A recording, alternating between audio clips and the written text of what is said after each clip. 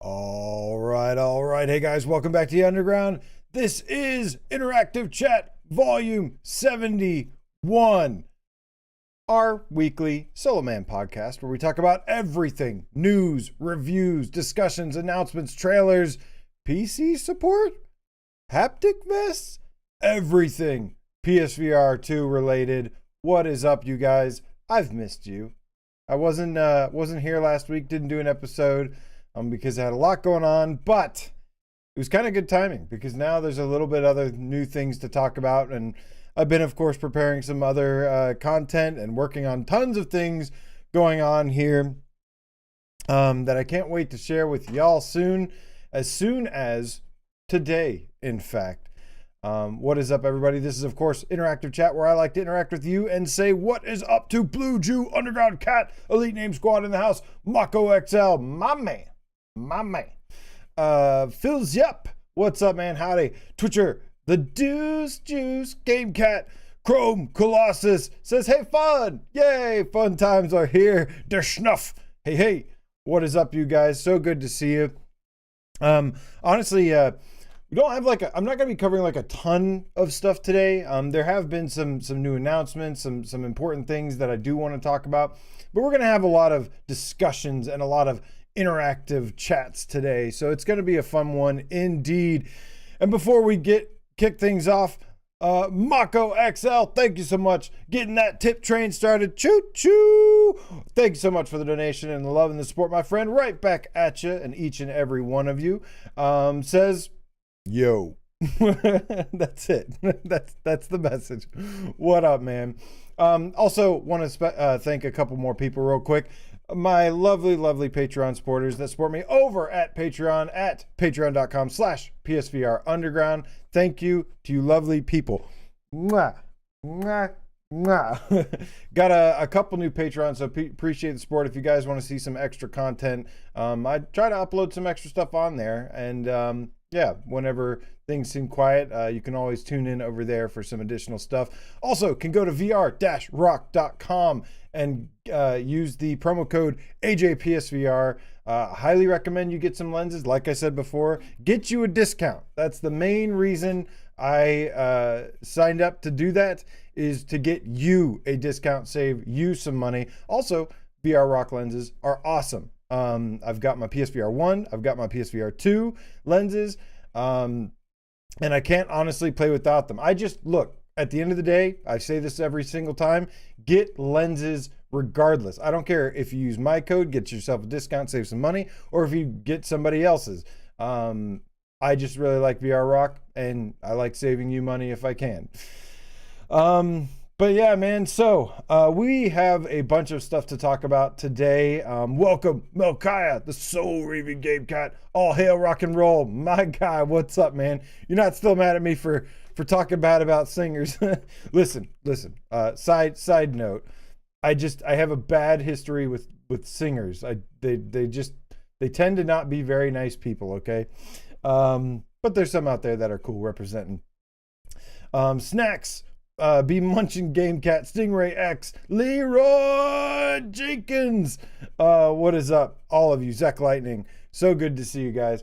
All right, so let's go ahead and kick things off today. We're going to be talking about a couple different things. How a hit piece article actually leaked some significant information that was kind of actually surprising and kind of backfired a little bit. I mean, I'm not going to say it backfired, but at least for me, the article's intention, what it felt like, kind of seemed, I was like, negative. Oh, wait a minute. This is like really important, significant news right here. So we're going to talk about that today. Metal Hellsinger. There was a summer games fest, I think, from Upload VR. Something Upload VR's summer show that showcased a bunch of games, but the main one I'm interested in actually had a demo drop, and I'm going to share some impressions on that. And then, of course, today is the day, you guys. I've been really busy. We've got this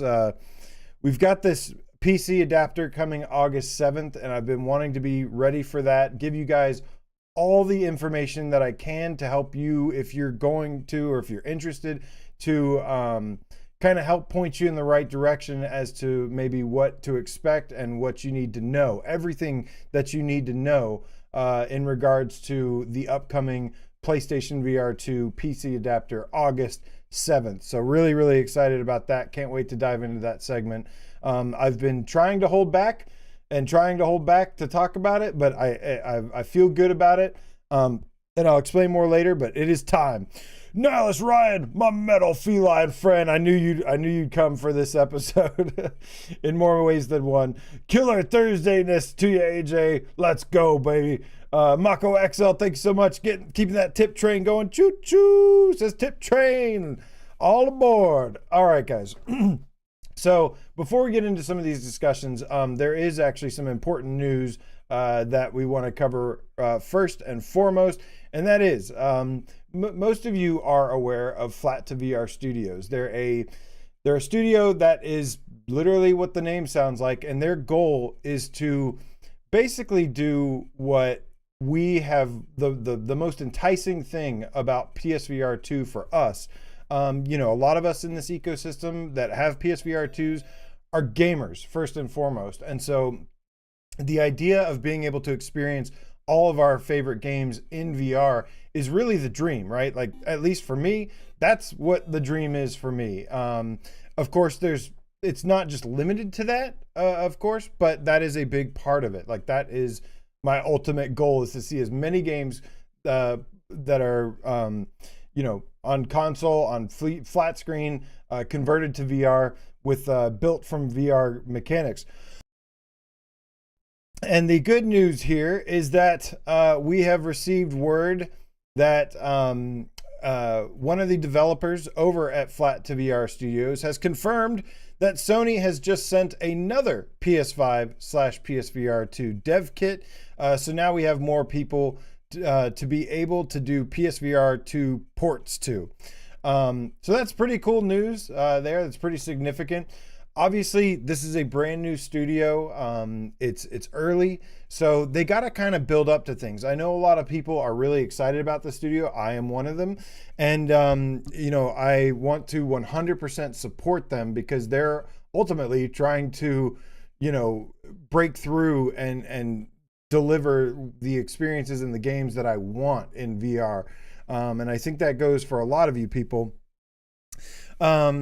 But it's been exciting to see them. They've obviously off to a pretty good start, but again, they're going to have to grow. They're going to have to kind of get their name out there, gain more popularity. So absolutely support these developers because the more successful they are, the more we're going to get VR converted games. And again, that is of great importance to me because at the end of the day, when it comes to like VR gaming and stuff, again, like I said, a lot of us have like gaming backgrounds. I've been gaming since like the NES days, or since I had my NES. It was probably a little after when it came out, but that's where I started. And yeah, like I just love the hybrid approach of these games. And I think everybody wins in this situation. But VR, a lot of VR games built from the ground up, of course. The ultimate goal at the very, very end is to have these huge AAA built from the ground up AAA VR games, but we're just not there yet, man. It has been proven over and over that the market is just not ready for that huge conversion. Unfortunately, like we were so close. We've got like PSVR2 is basically the closest we've come to that, if not like PC, in terms of like console quality gaming in VR, like high-end gaming in VR. But a lot of VR games, a lot of VR indie studios and stuff, like nothing, like I love indie studios. I love a lot of indie games, but I like the indie games that don't feel like indie games. And unfortunately, with the kind of popularity of VR right now, which is of course like the MetaQuest and stuff, the focus has not been as much on these like huge graphical, pushing titles and stuff, which is fine. You know, people are kind of swerving more towards the convenience of VR versus just like ready for the, you know, next level stuff. But we're out here, we're ready for this shit. That's right, Jin 007. We want the BioShocks in VR and all these other games. But anyways, I digress here. So that is really exciting. I really hope to, I really look forward to seeing more about what the Flat to VR Studios, you know, ends up helping us out with, and hopefully we can help them as well, because this shit needs to be supported fully. All right, guys. So I know this article is a negative, another hate piece article for PSVR2. Look, I don't really care at this point.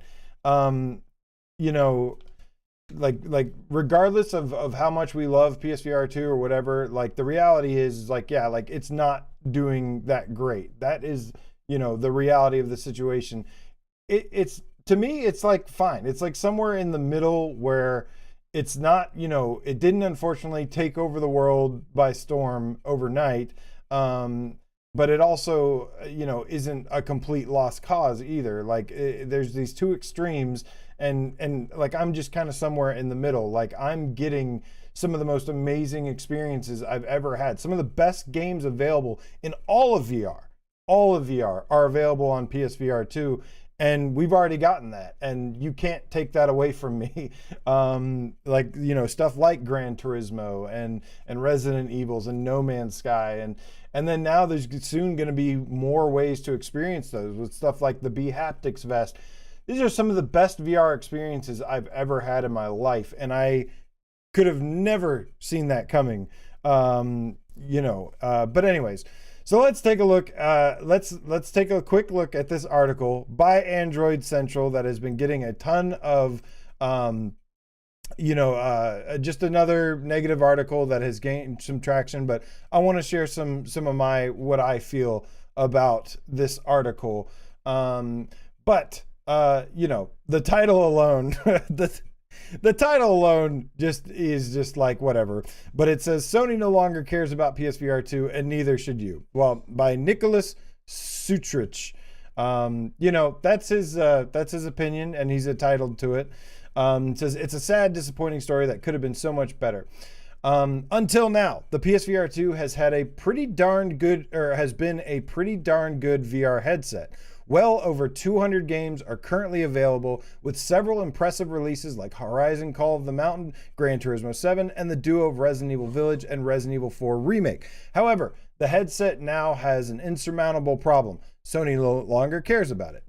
Sources close to Android Central have revealed that Sony is making deep cuts to funding for VR games. While I'll paraphrase for anonymity, my source was told that there will be very few opportunities for VR game development at Sony going forward. To back that up, another source informed me that only 2 PSVR2 games are in development at Sony. So this is the interesting thing. Let's tackle a couple things here. First of all, he mentions that there have been several funding cuts and a lot of different things over at Sony for PSVR2. Some of this, you know, a lot of people are getting defensive, or getting up in arms and saying, you know, this is bullshit. This is like, you know, anonymous source, blah, blah, blah. Where I stand on this is that I actually believe this part of the article. I wouldn't be surprised, but it's not this just that Sony doesn't care thing. Like the way it's worded, the way it's all constructed feels like the same bullshit that we've been basically facing since the PSVR 1 first, you know, went through all this originally. And so it's not necessarily the facts that I think are bothering people here. Like, you know, a lot of us are well aware of the state of PSVR 2, and we're kind of just okay with it. Like, you know, it's a great headset. It's got some of the best VR games available, and I wouldn't trade it for anything, man. Well, I mean, unless something better, of course, but there's not much. I wouldn't trade it for some of the other options right now, personally. Um, but so that part, you know, we've seen some things like what's happened with Firesprite, you know, some layoffs there. While Sony London Studio didn't, they weren't making a VR game right now. They do have a long history of it. You know, we wanted to see things like Blood and Truth get ported. And so this part of the story, you know, it wouldn't completely surprise me for really a big reason is because what was I going to say here? Like, there's been a lot of changes over at Sony. It's been kind of all over the place. I mean, PSVR2 started development in 2016. In 2019, Jim Ryan, Herman Hulst took over, and now in 2024, it's going through its third leadership change, and really the whole company has been changing. And if PSVR2 ends up dying, it's really just a lot for it to overcome. But at the end of the day, like I said, I'm super happy this thing exists. And because it exists, like it already feels like we won a significant battle here. Because a lot of people were telling us this thing wasn't going to release, and you know, this, I don't know why it gets the hate that it does. It doesn't really quite, well, it makes a little bit of sense to me. Honestly, I feel like most of the media, a lot of media, like, you know, they're, at the end of the day, they're a business. So whatever they write on their articles is really, it seems like a lot of it, especially the bigger outlets, is what's going to generate them the most revenue, the most money. These are businesses. They at least they feel like businesses. They don't feel like people giving genuine opinions or in opinions that aren't heavily influenced by business or something of that matter. So I don't take any of the stuff they say personally. I really just try to take out any of the facts and observations that I can. And you know, to me, I feel like if it were up to all of the media, like, they would probably try to kill all VR as much as possible. And not everybody, of course, but I feel like people like this or people like whatever. Honestly, I feel like most people just don't have the balls to give the same kind of standards that they hold for Sony over to, like, you know, Meta and Apple. I don't think they have the spine for it, for a couple reasons. I mean, honestly, if they made these kinds of articles towards them, Apple and Meta would probably destroy them, because these companies have that much power over the tech industry and everything. So it doesn't surprise me that, you know, they kind of, it does surprise me a little bit, because it's crazy the way the media has treated PSVR2. But it doesn't surprise me from kind of a business practical sense. It's kind of disgraceful, in my opinion. I mean, these guys are allowed to have their opinion, so can I. That's what makes this fun for me, is I don't have any ties to, you know, a business or a company. You know, I'm not tied to Sony. I'm blacklisted by Sony. That's not what a somebody that's like a shill for Sony or whatever does, is get blacklisted.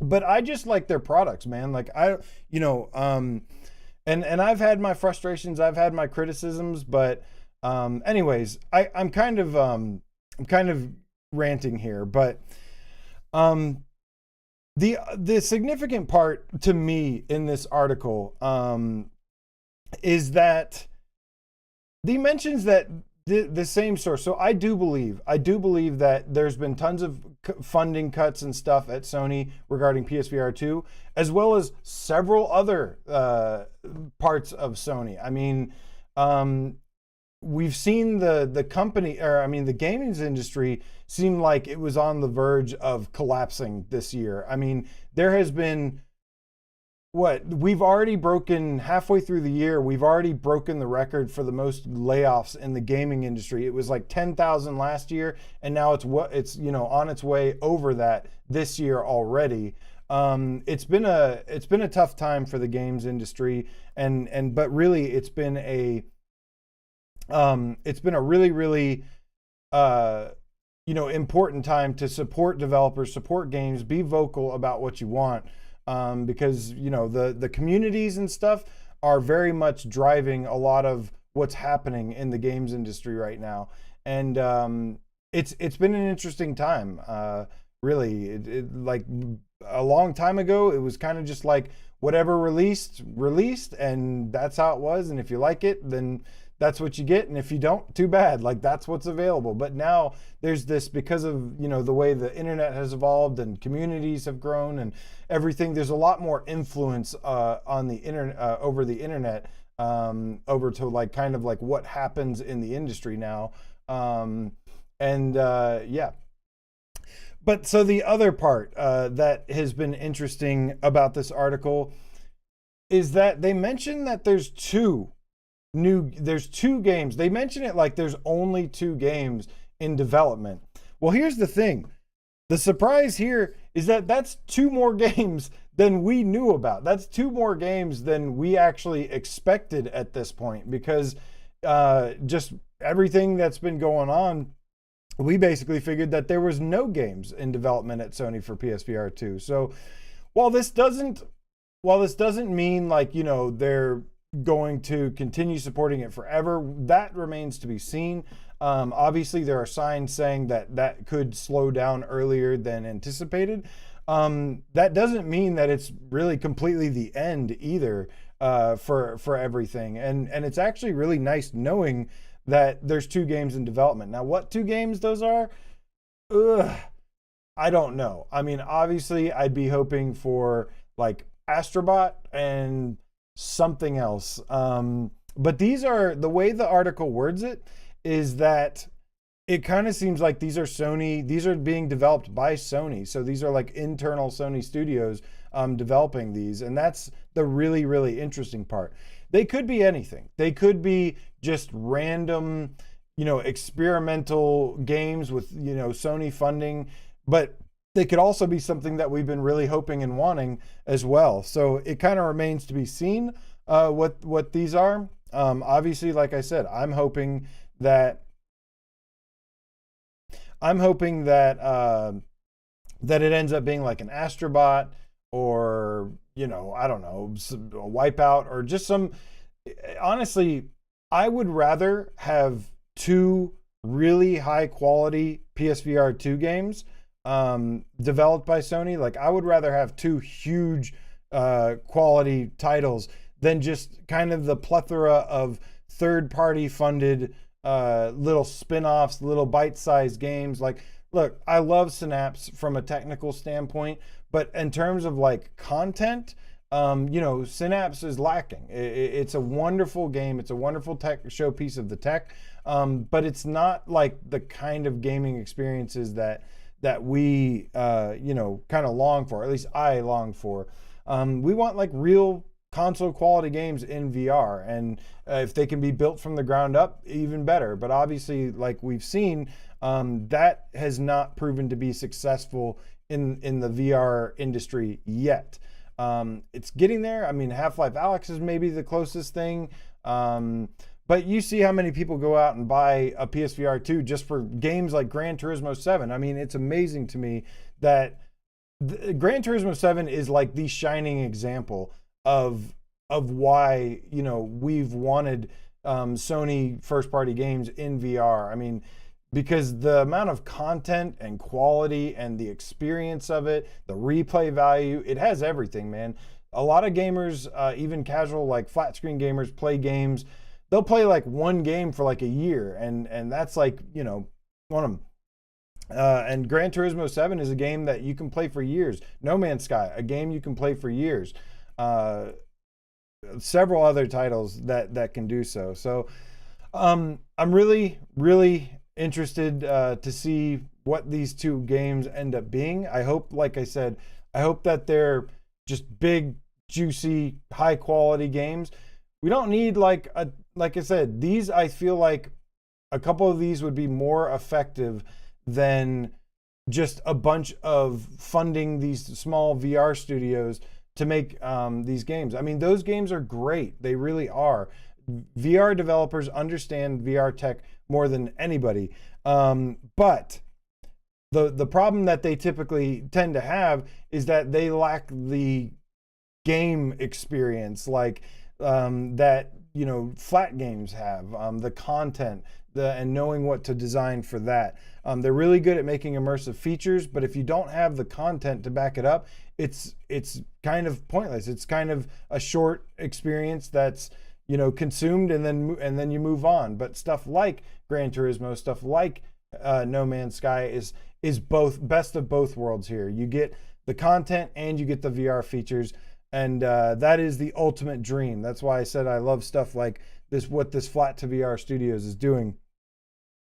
But all right, so yeah, man, Wipeout. Oh my God, and yeah, we've talked about like kind of the state of PSVR2 a bunch. Like, yeah, there's a bunch of reasons you can kind of point to. Like, it's not like, I don't know.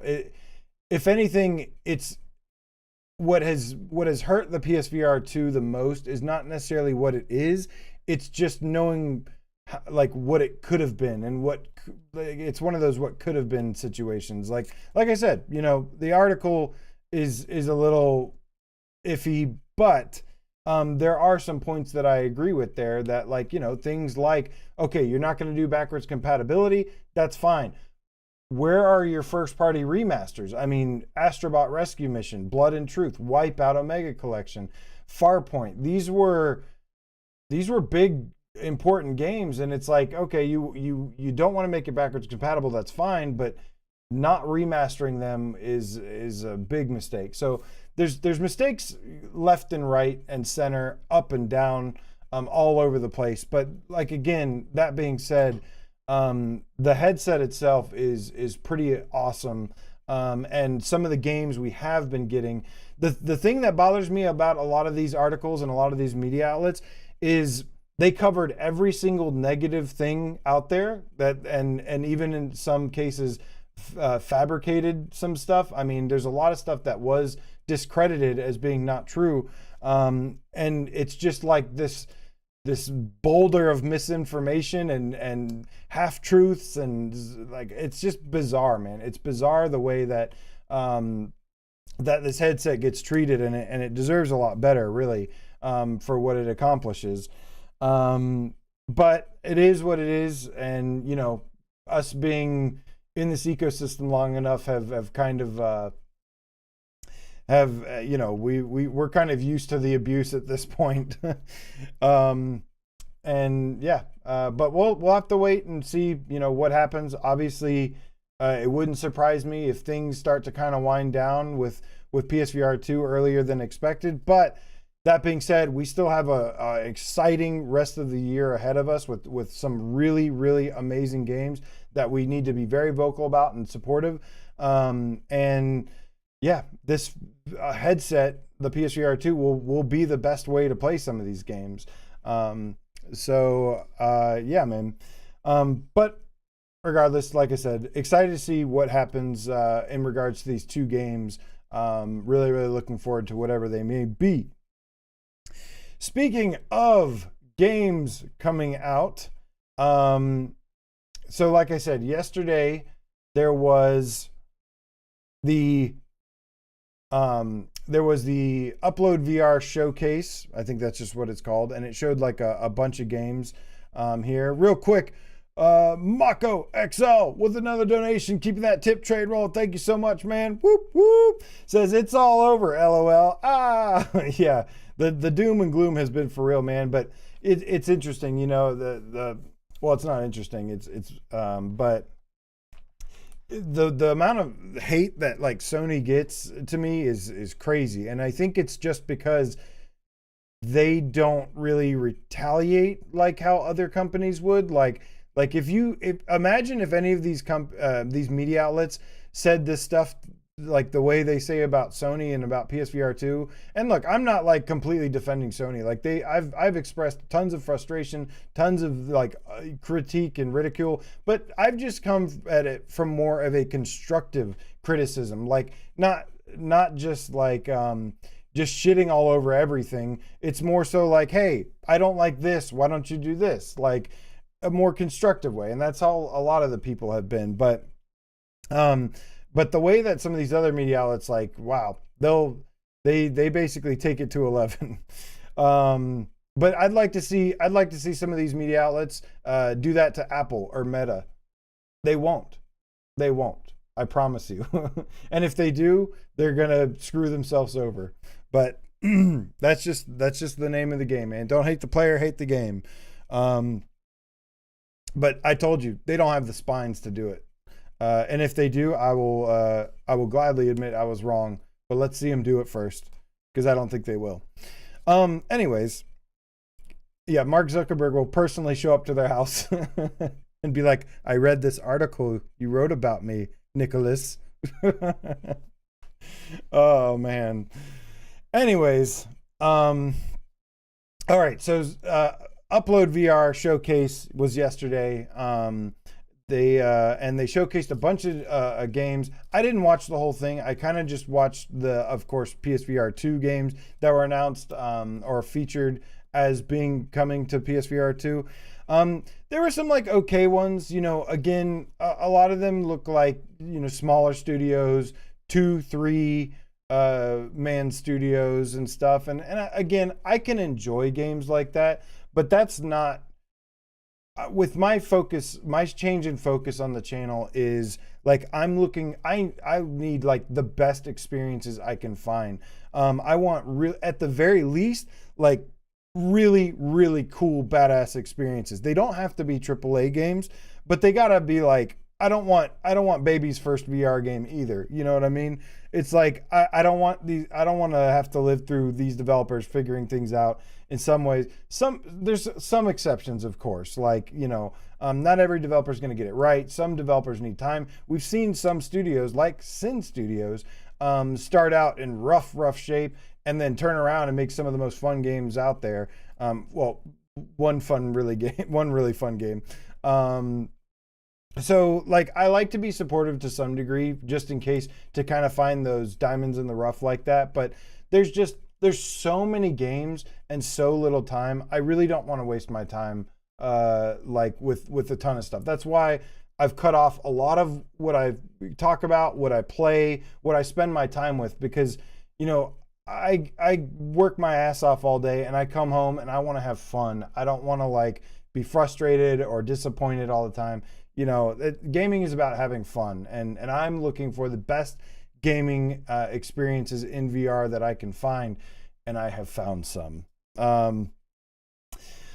So during this Upload VR showcase, there is one game that I've been really, really excited about that, thank God, we got some news on, and that is Metal Hellsinger VR is coming this fall. To PSVR2, PC, also Quest, I believe. It's coming to all platforms. But one of the things is that they actually released a demo for this game on Steam. And now that I have some, like I said, I've been tinkering with Steam with VR, PCVR, basically to get ready for this adapter. One advantage of this is that with games coming to PSVR2 that have early access or have Steam VR demos, I can kind of dive in and get an early look to kind of help you set your expectations. So far, I'm of course playing the PC Steam VR version demo that dropped. And so far, guys, this game is great. This is, of course, a metal rhythmic shooter, basically first-person shooter. It kind of mixes like Doom and Super Hot and lots of really good metal. The demo features two different levels that you can play, and the tutorial. This is, I think, the first level. Things are kind of starting out, so it might seem a little slow at first, but it does ramp up. And so far, guys, this game has been great. I have actually really, really enjoyed what I've played so far. Now, like most rhythm games, anybody that's played Beat Saber, Pistol Whip, Synth Riders, that rhythm games get better as you get better at the game. As you crank up the difficulty and the challenge, they get more intense, they get more fun. But obviously there's two big reasons that I am very, very much attracted to this game, or excited for this game. Not like that game, not like that, sorry. Is that, first of all, I love games, first-person shooters like Doom. I love the fast-paced nature of them. I love the demonic hellscape aesthetic to it. You know, I love games like Devil May Cry, Hellsweeper, Doom. I've always liked this aesthetic and shooting demons and stuff. I've always found that really fun, and it's a cool style. But this game basically plays like a rhythmic Doom in a way.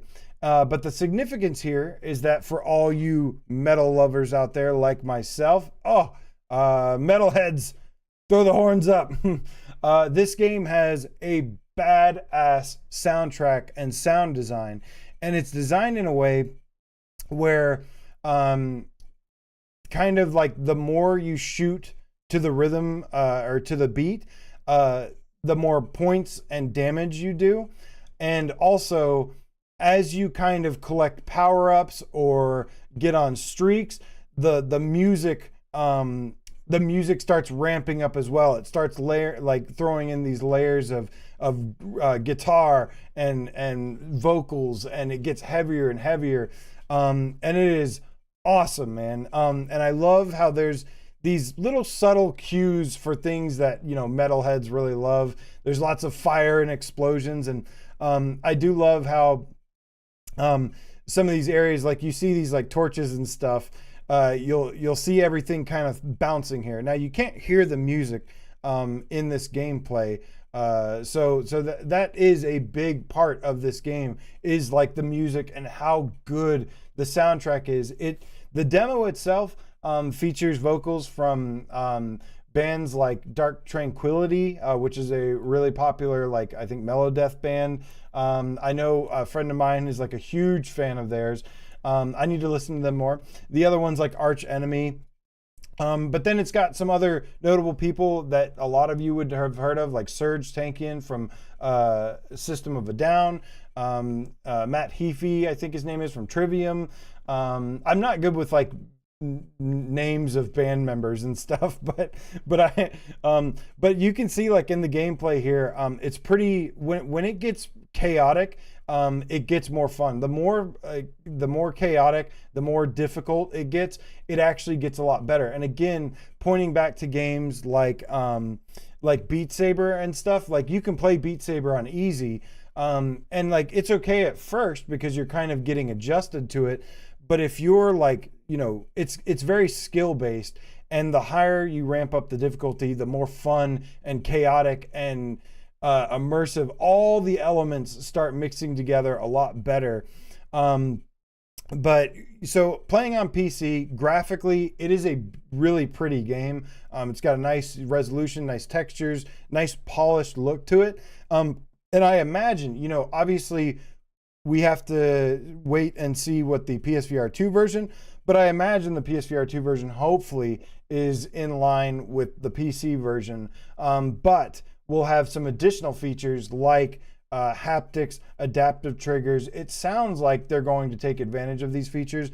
I think I've covered it in the past. I don't remember if they actually confirmed these things yet. I want to say they did, but I don't remember. But the shooting gameplay is really fun. You get like different weapons that you can unlock.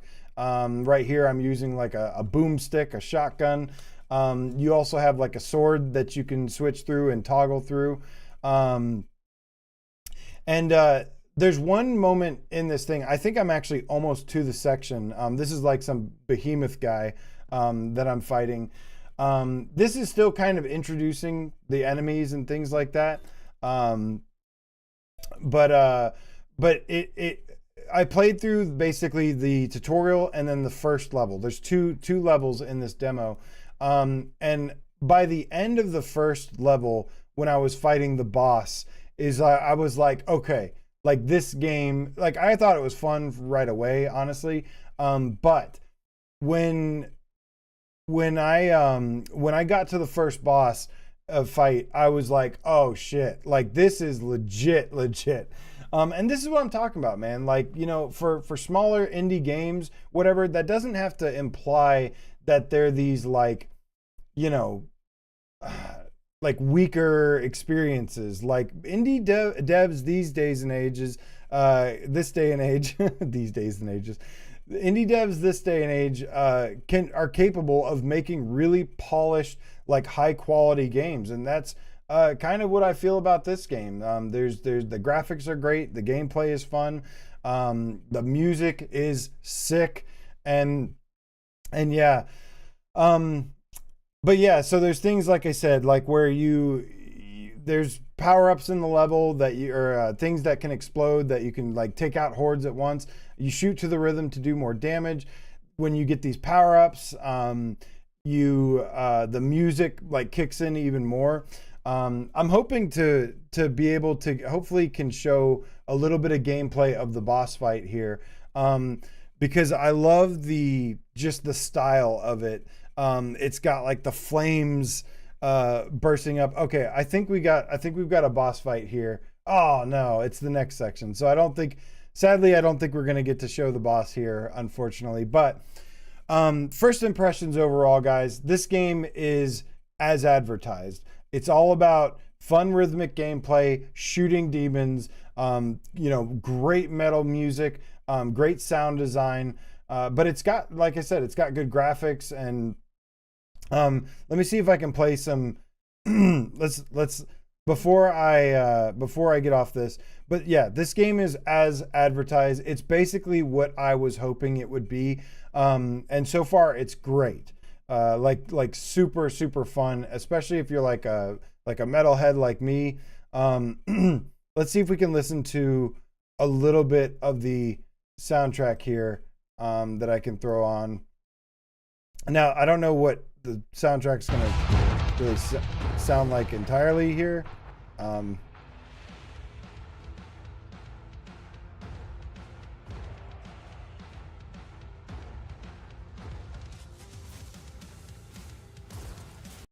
Okay, I don't want to go too much further with that because I don't want to get like a copyright strike or something here. I don't know what the music was like during that section. Hopefully it was a good little preview of it though. But this game is coming this fall, and I'm super excited about it. It's pretty badass. The boss fight, man. After the first boss fight, I was like 100% sold. The first boss fight was really fun and really stylish.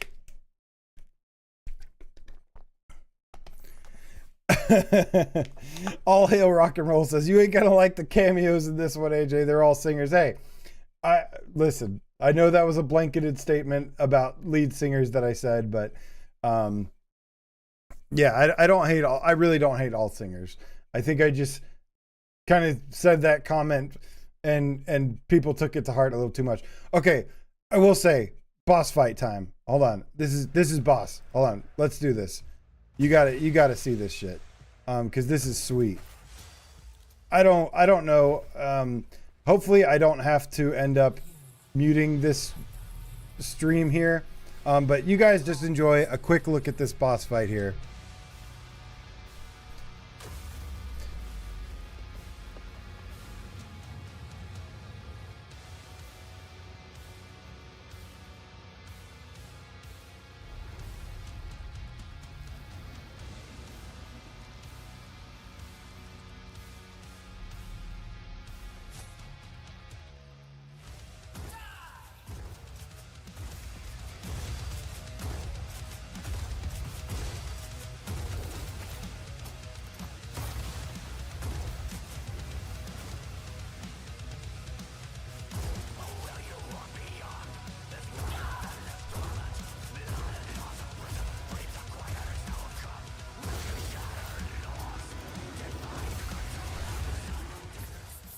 All right.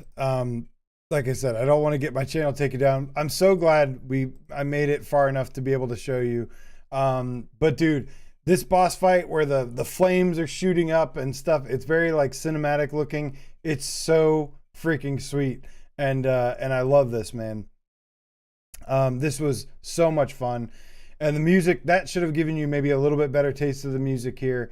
But yeah, by the end of this level, I was like, all right, I'm in. I'm so. I mean, I was pretty sold from the beginning because of the music alone, but the gameplay, you know, like I've said before with some other games. One thing I didn't mention that actually reminded me when I was showing the gameplay footage, there is kind of like a story in this. It is kind of story driven.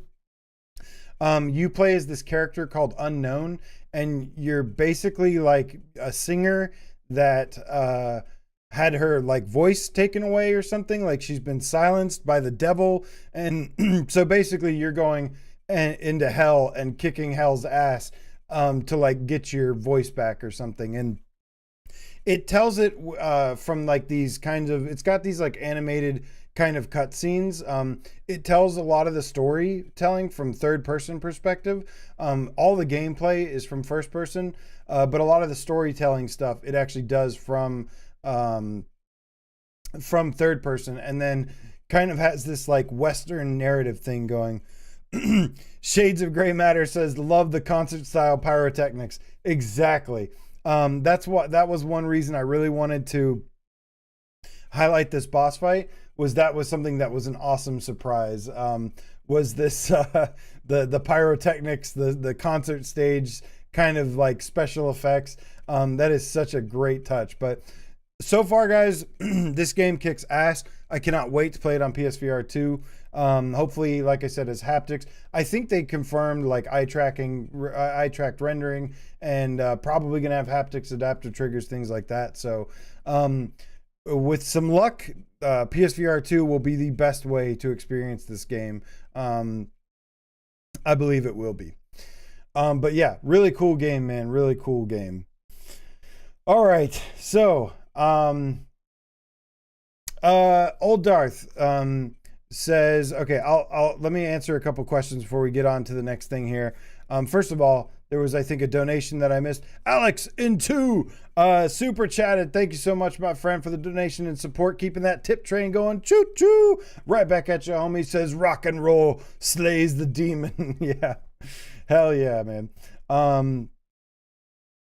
Let's see here though. Somebody was asking, how does it compare to Hellsweeper? It's obviously it's different. Hellsweeper to me is more like Devil May Cry. This is more like rhythm game Doom. Is what I would say. So they're kind of like, they have some similarities for sure. Especially in the hellacious aesthetic and or the hell setting and different things. It's obviously like a shooter and has like melee weapons. But this is very much rhythm based. So like the gameplay of this is kind of like Pistol Whip with full locomotion. And then like a Doom / Hellsweeper aesthetic to it. Hellsweeper is more like freeform and just trying to build up your own like combos and things like that. Like it's one of those easy to learn, hard to masters. And this has that one difference where, like I said a couple times before, that as it gets more difficult and whatever, as you get better at it, it gets more fun. The more you crank up the challenge, the better this game is going to be. Because yeah, if you're going just trying to play it just like a straightforward first-person shooter, it's not going to really sit with you. But if you play it like a rhythm game, it's freaking amazing. And if you like metal, it's even more amazing. Let's see here. Thank you, Old Darth. Time to play VR says, I was just getting used to roguelike games. And too bad not a roguelike. Yeah. Let's see here. I just want to make sure I don't miss any other questions. Let's see here. Yep. That seems like it for now. All right. Hopefully I got all of your questions. Sorry if I missed any. All right, guys. So now it is time to talk about something that's going to conclude the PSVR2 on PS5 section of the conversation here mostly. So If you're interested in the PC side, here we go, man. So the PC adapter for PSVR2 is coming August 7th, as most of you know. They announced this pretty recently. It's going to be like $60 or whatever. And so in the meantime, basically ever since that announcement, actually even before that announcement, I think even before that announcement, possibly, or around that time, I picked up a new PC, and because, you know, the truth is that PSVR2 has some of the best VR games available. It has one of the best VR libraries out there, but it is limited. It does have its limitations. And so far, my experience with PCVR, the thing is that I've never been really interested in standalone. I know a lot of people are. A lot of people go for the convenience of it. They talk about that they like that there's no wire, you know, things like that it's wireless and, you know, maybe better marketed, better supported. Sure. That thing is all gravy. And I fully appreciate and support that stuff. That being said, what I like is like high-end video games. Like I said, console quality experiences in VR. And, you know, that's why I've been kind of like with PlayStation from the beginning, is it's been a lot of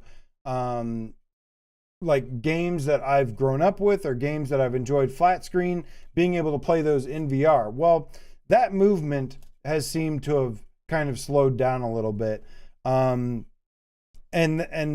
for whatever reason, the focus really, obviously with Meta entering the game, like that movement was growing, and then Meta entered the game and completely changed the landscape when they bought Oculus. Because now they're taking things to more like wireless, and as a result, the games, because they're wireless, they're not as, you know, graphically impressive. Like I just personally, like I got nothing against those games or whatever, that ecosystem. But for me personally, I don't like standalone. So I've just never really liked standalone. So luckily, my venture into PCVR has been a different story. It's been honestly a lot like the PSVR2 console experience that I've been wanting. And I think while PCVR also has, to me so far, it also offers, especially nowadays, some of the best VR gaming experiences that are offered, especially for like high-end VR.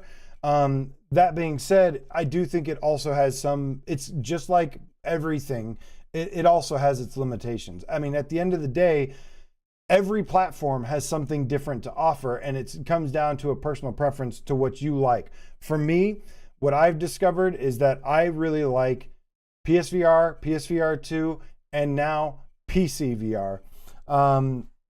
And so, like I said, I went out and purchased, I'm going to basically tell you everything I know so far that I've learned, because over the last couple months or so, I've been diving super deep into PCVR because I've had to get caught up on years and years of stuff going on, and I'm still learning. So if you hear something or have some additional insight, you know some things, definitely like let me know or leave a comment after. Would be really a lot easier for me to see it.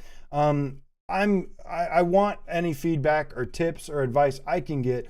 But in the meantime, I know a lot of you are going to want to expand your gaming library as well, or expand your experience. And so far, I've been absolutely like in love with PCVR and what it offers. It hasn't detracted from how much I've enjoyed PSVR 2. I mean, like I said, there's great games on there like Gran Turismo 7 that is like just phenomenal, like dream come true stuff here that is not available anywhere else. So that shouldn't be taken for granted or lightly either. But if you're wanting to get more out of your PSVR2 headset, then this is potentially going to be an amazing way. Now it does, again, the disclaimer here is that we don't have the adapter yet. So not everything, all the information I have is completely, knowledgeable of what it's going to be like using with the adapter. But this is under the assumption that most of my experience, most of the stuff I've been tinkering with and learned is going to apply to the PSVR2 adapter as well. In the meantime, I've been using the just a Quest 2 as a PCVR headset to kind of, get accustomed to this, like what it takes and whatever. But so let me start off with what I got. I ended up getting a pre-built PC. Last PC I had, I actually built it from scratch myself. This time it was just like, I don't have the time. I don't feel like it. And really, honestly, the pre-built PCs that you can get nowadays are pretty good. And I figured I'll start with that and then just kind of upgrade it as I go for what I want. I got a Ryzen 5 5600X CPU and a NVIDIA GeForce 4060 Ti. That is the PC that I got.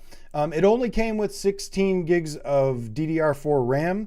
I upgraded this to 64 as of last night. Actually, I upgraded this to 64 gigabytes of DDR4 2600 RAM. For what you're wanting to get, I got all of this for $1,000 even, basically. It was like $1,005.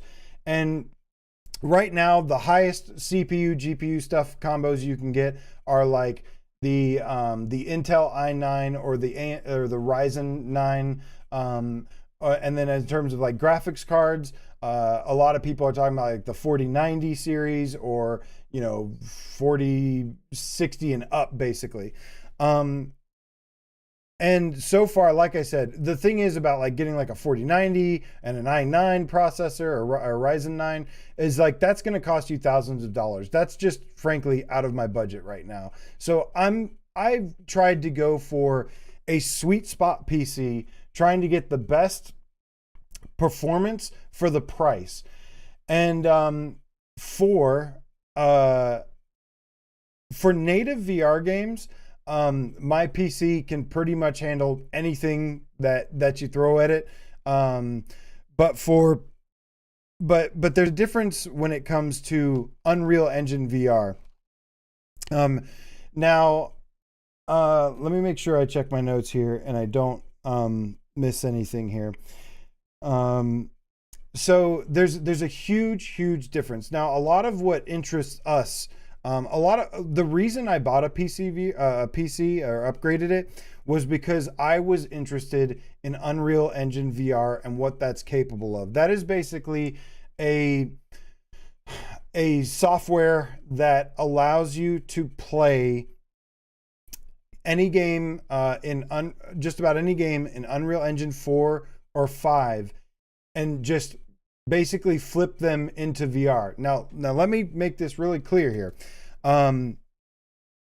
Native VR games are a lot easier to run because they're optimized for VR. They're designed for PCs and everything. Unreal Engine VR, if that's what you're interested in, you're going to want as powerful as a PC as you can afford and try to get. A weaker PC is not going to be able to run Unreal Engine VR because you're forcing games into VR that are not were not designed or programmed to be played in VR. So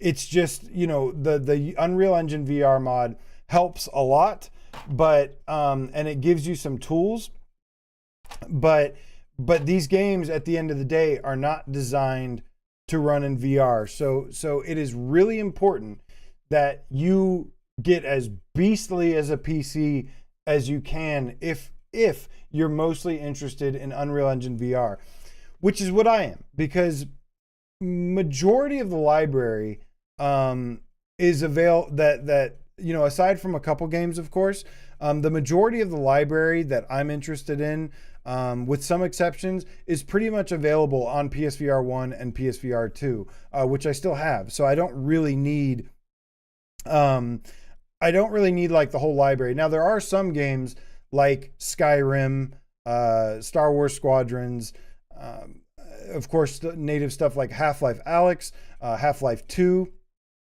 These are definitely games that are native to PC that like I wanted back. Like I've gotten those back, even though I have some of those available, like Squadrons and Skyrim in particular, on my PSVR1. I was like, well, I want to use my main headset. Like I want to use my my PSVR2 with this stuff. But yeah, that's what up, VR Demon. Good to see you, homie. Awesome Tatum in the house.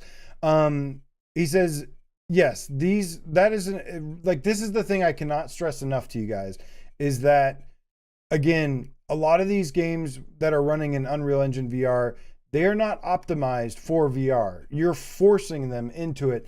And the only way to kind of get like them to perform well, or at least enough, is like more power, like the highest end PCs you can get. For the Ryzen 5 and the 4060 Ti, I've been able to run actually quite a bit, but it has taken a lot of tinkering. Let's see here. It has taken quite a bit of tinkering on my end to squeeze every last drop of performance that I can get out of this. And some of this footage you see here is basically my dream VR game, which is Returnal. The first time I tried to get this going, it did not work at all. And what happened was I had to basically, the thing about Unreal Engine VR is it is way more advanced than just plug and play than we're used to, guys. We grew up with playing VR on PSVR and PSVR2. They make it super easy for you. But the thing is that there's just some options that are not available on those systems or Quest. And the only way to do it, this is the only way for you to be able to play this in VR, as well as several other games. And overall, there are some games that have worked perfectly. But then there are games like this, Returnal, that are like monsters of like resources, and like big, like monstrous resource hogs and stuff. And for that reason, like you need a really, really beefy PC. You need a high, like all the CPU, GPU, and RAM all work together. So you got to kind of have like a lot of each. Especially, I cannot like stress how important the graphics card is. The graphics card is super important.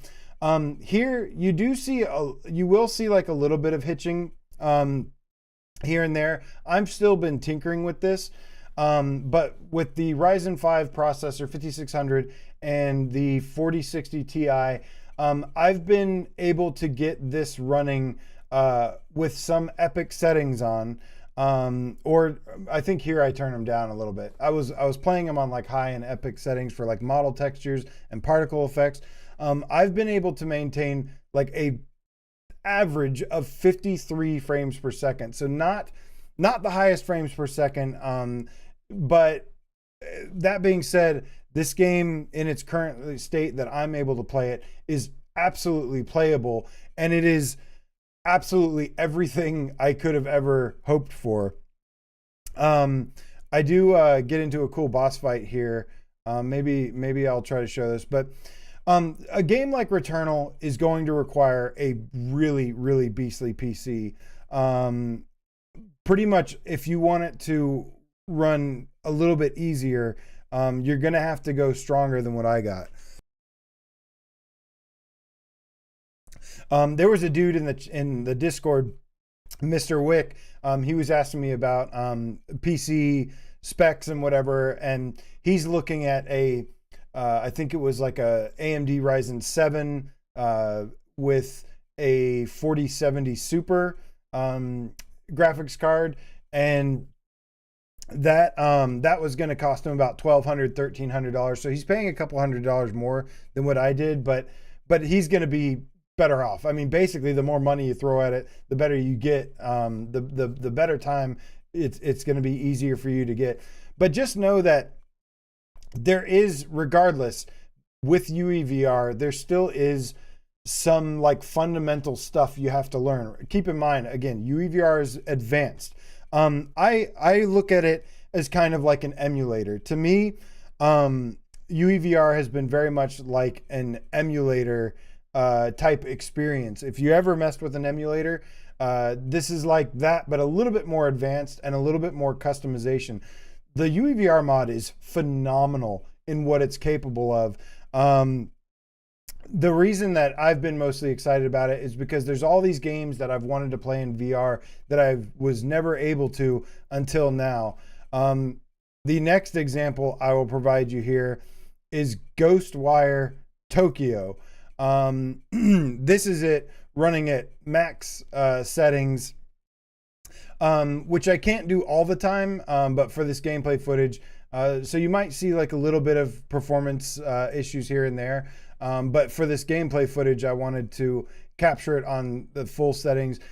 This is the cool thing about Ghostwire Tokyo, is this game, as well as a couple others, which I'll demonstrate, support the DualSense controller. And plugged in, you can play Ghostwire Tokyo in VR with the DualSense with haptics and adaptive triggers. And let me tell you, woo, man, it is so good. It's not motion controls. Returnal, I was playing motion controls. This is not with motion controls, but the best alternative to motion controls, I kid you not, guys, is playing with the DualSense. In terms of playing in this game in VR with the DualSense, all those finger movements and stuff are getting mad haptics in the controllers. The triggers are giving resistance. It's got this crunchy sound and feel to it. It feels very immersive. And by the way, this game kicks absolute ass in VR.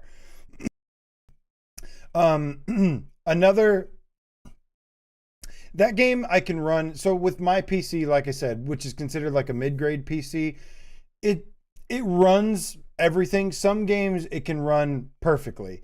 Some games like that are more graphically intensive, more strenuous, and require more power, like Ghostwire Tokyo and Returnal. I can have a smooth experience if I turn like a bunch of stuff down.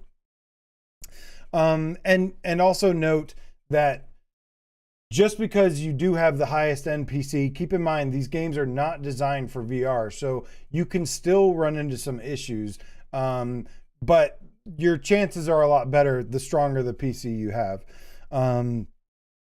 Another game that is amazing with the DualSense here, you know, in light of the news about no Astrobot getting VR support, one thing that has made me extremely happy has been playing the Mega 3 platformers that are on that are available using Unreal Engine VR. It still baffles me that, you know, like Sony just doesn't do this. You know, that is part of the frustrating part, because Sony wants to design games from the ground up for VR or be completely built for them. At the end of the day, what I've learned is like, no, yeah, like I like games to have some of these immersive features, but but I'm not willing to like give them up completely. You know, but this game has DualSense support, has great haptics, adaptive triggers as well. And it has been an absolute blast. Now, the cool thing about this game is that I can play this game on my PC with like ray tracing and a pretty smooth frame rate and good resolution, good textures, good definition, everything. I think in this footage here, I'm also running like OBS and capturing footage. So there might be like a little performance dips you see here and there. And honestly, to me, I'm okay with a couple performance dips here and there. When you get to play stuff like this, you know, I've played games on like the Quest 2 and stuff, and they don't look very impressive to begin with. And on top of that, they're having performance issues. To me, I'm like, no, like I'm good. I'm okay to work with a couple performance issues here and there if it overall looks like this. And by the way, this game runs like really, really smooth for the most part here. So, and this has been an amazing game to experience. Really, really, you know, scratches that Astrobot fix that I've been wanting.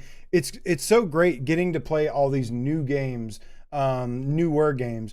I mean, and if you add the games that are playable with UEVR, like there's almost an equivalent amount of PlayStation Studios exclusives and stuff. Great Tantrum says ray tracing in VR, you got a PS6. Yeah, no, I'm playing this. This is with ray tracing and the DualSense in VR, and it is phenomenal. It is really, really good. And the thing is, like, I played these games like flat. Like I played Ghostwire Tokyo flat.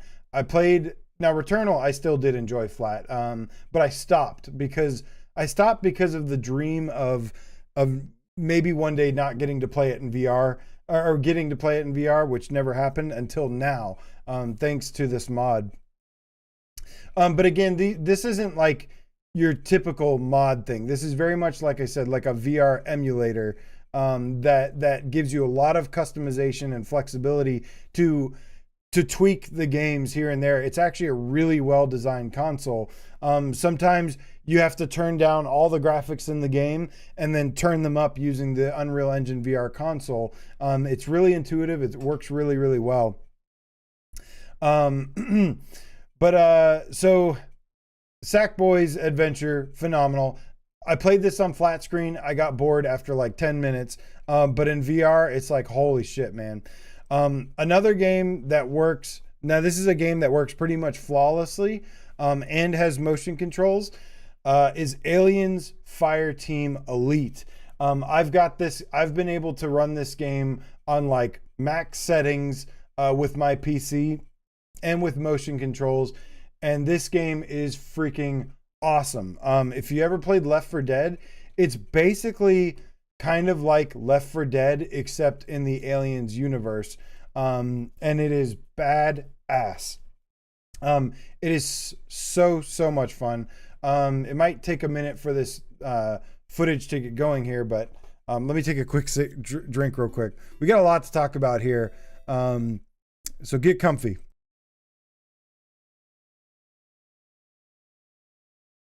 The funny thing is that Survios has an official VR game coming in the Aliens universe.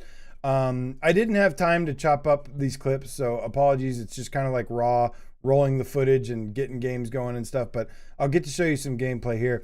Aliens Fireteam Elite, basically what I'm showing you guys right now is what I have footage of some of my favorite UEVR experiences so far. From Returnal to Ghostwire Tokyo to Sackboy's Adventure. Now we're talking about Aliens Fireteam Elite. And all of the main features are available in this game, like multiplayer. You can squad up with this. This doesn't break the games in the way that you can play them. It's literally the same game. He's got Steve Irie. You saw my zero sugar, dude. Baja Blast Zero Sugar. This is not. They're not a sponsor, but they should be because I fucking love Baja Blast. So here, let's take a nice little look at this, dude. Survios really has to nail their VR game, because here's the thing: is that with UEVR, Aliens Fireteam Elite is already a freaking amazing VR experience. It's got motion control, so it's immersive. You're not interacting with every little doodad, you know. So yeah, like it's a button reload and whatnot. But to me, like it's not. While it's a standard that I hold to like built from the ground up for VR games, like manual reloading was not something that I even like thought about when playing this. I was just thinking about how much fun I was having, and how good this is in VR. And just the details, the environments. This is a big studio game here. You can also play this game single player as well, but this is an action first person shooter with multiplayer. Look how good the lighting and the textures and the corridors and everything looks. It looks phenomenal. And like I said, this was like one of the first games that I got running really easily. So luckily this game doesn't take too much to get going. My biggest struggle so far has been basically Returnal. So when it comes to big, like huge AAA first party games, that's where you're going to really need the power. But there's a lot of other games that, despite not being built for, VR, they run and work really, really well. This is phenomenal here. You guys want to hear some, if you want to hear some of the sound. Incoming. Get hot. Don't lock up.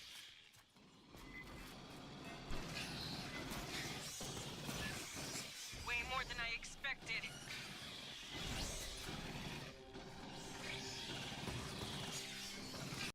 Oh my God. It is so much fun, you guys. It is so good, and it runs extremely well.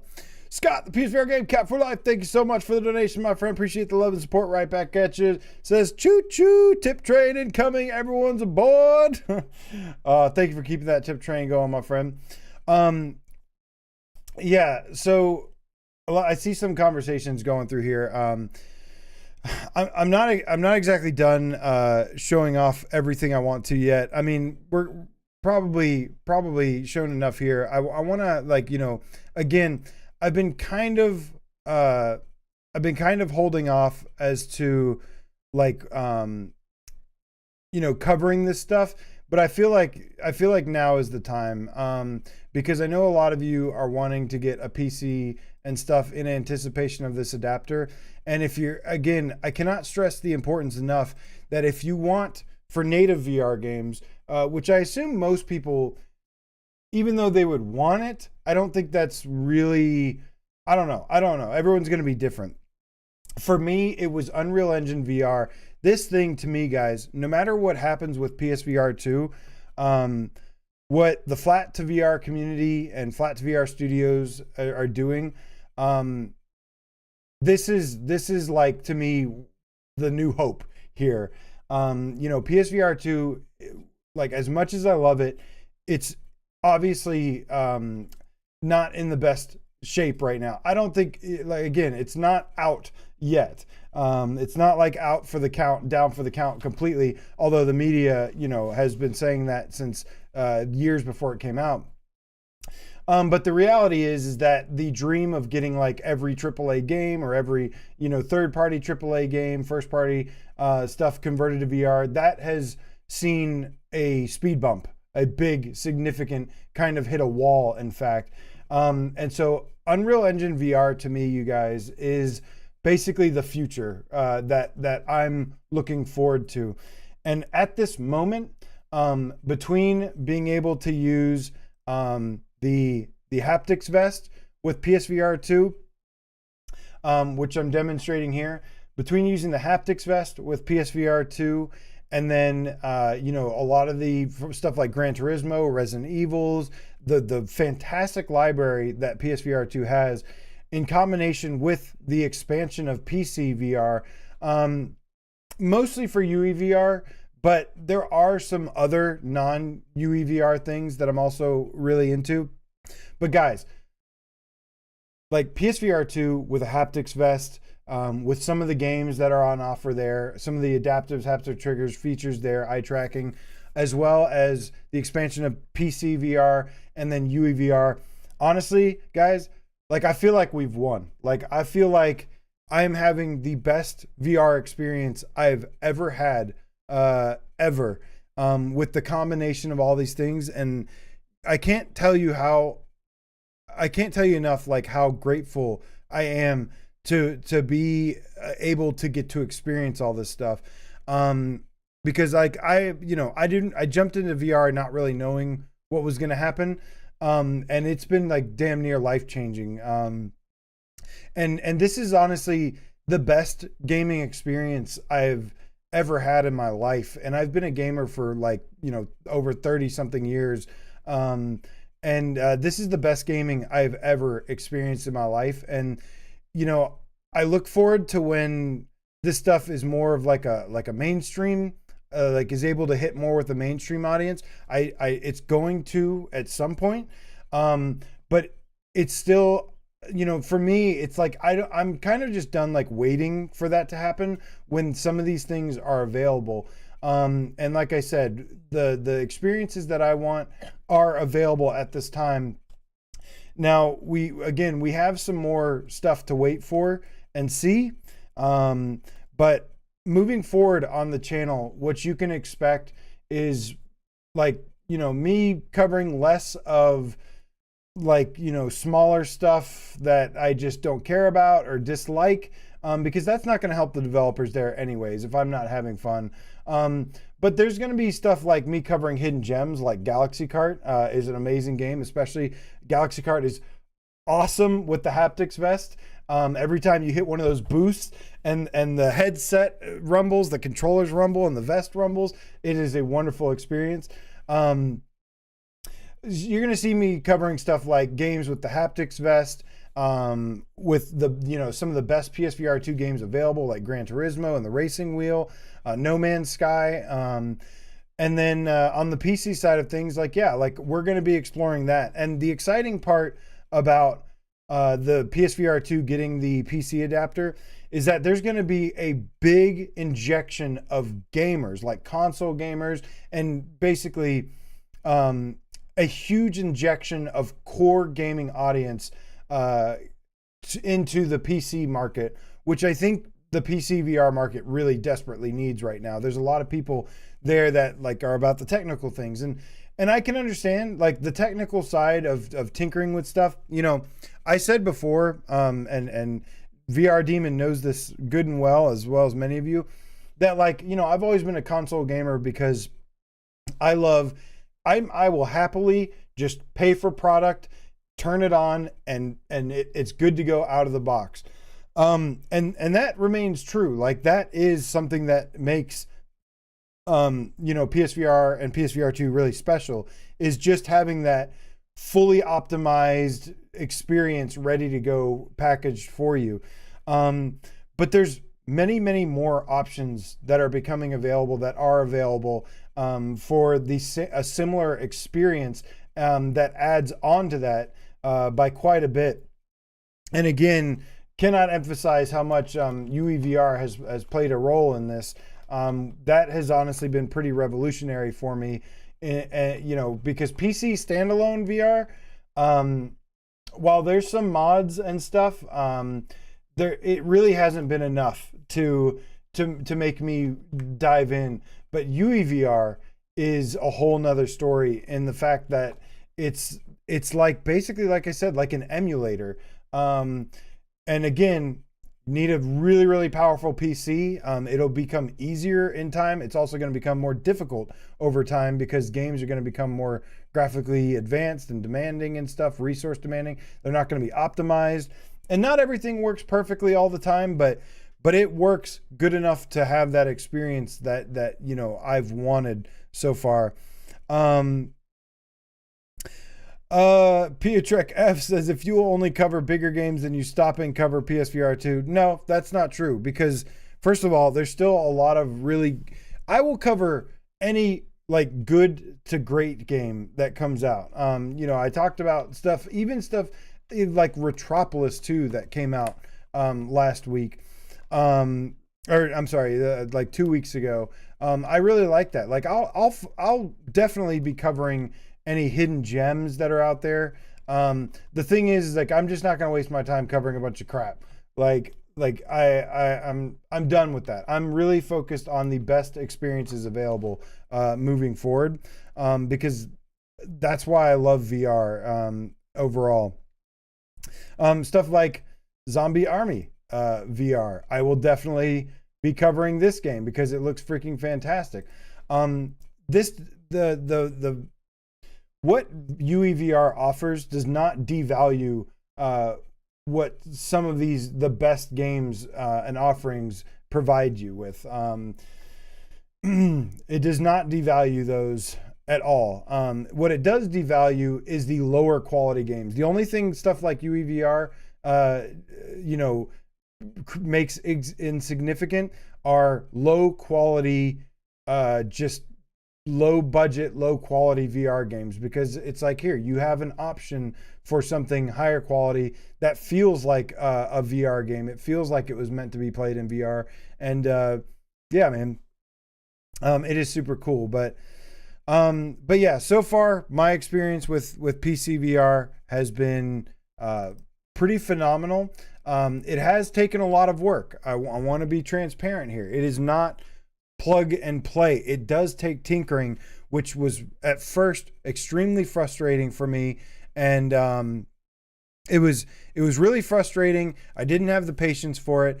And really, honestly, the big surprising part to me is like, now it's kind of become an addiction.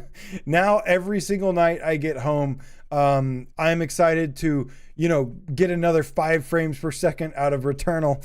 But I'm going to be playing these games too. I'm really doing my best to kind of, I'd like to experience these games with my PSVR2. I mean, again, if another headset is available, it works fine. But yeah, there's just there's a lot of stuff on offer here, and like I don't want to like wait for something not to like I'm not going to wait my whole life for something that's not even going to happen anyways when the option is available. And I feel very lucky that this option is even going to be available with PSVR2.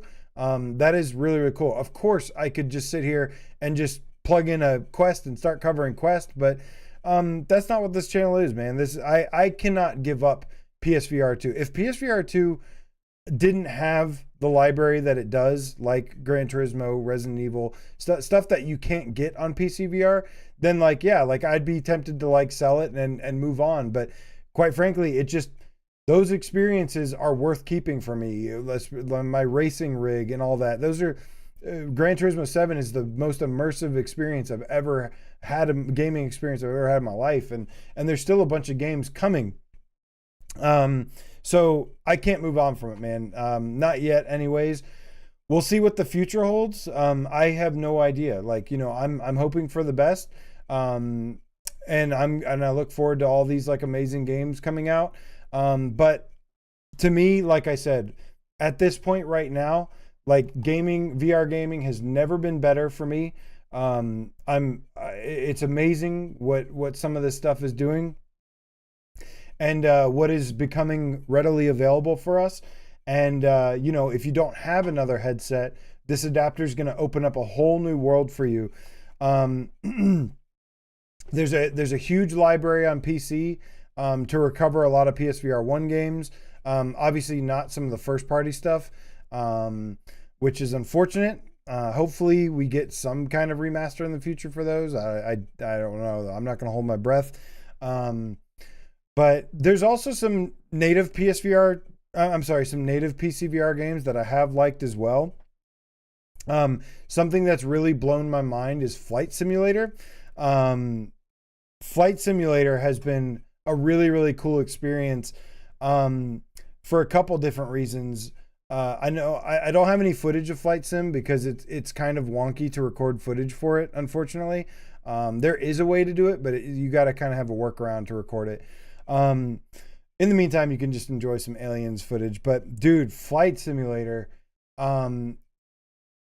there's a couple different things that really blew my mind. And I've talked to Wes about this, and Wes has mentioned this on his show, Virtual Strangers. Highly recommend you subscribe to Virtual Strangers, because you're probably going to see me on there at some point talking about all this shit with them, because how cool it is. But dude, Flight Sim, man. The thing that surprised me about that are the kind of game modes that they've added. There's like a Dune experience and a Top Gun Maverick experience thing that they added. Not experience, but like content, where there's like training levels, and then there's like challenges, and it's almost like a little small portion of a game within itself. And the Dune experience, you get to fly the helicopter from Dune called the Ornithopter, and it's basically a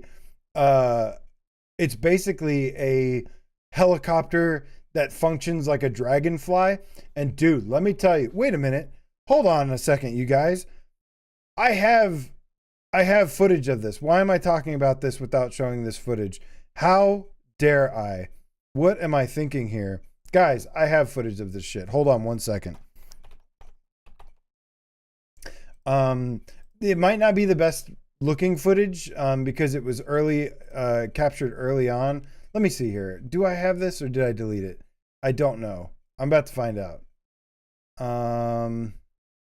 Shit, I might have deleted it, you guys. I'm sorry. I lied. Fuck. Let's see here. Bear with me 2 seconds.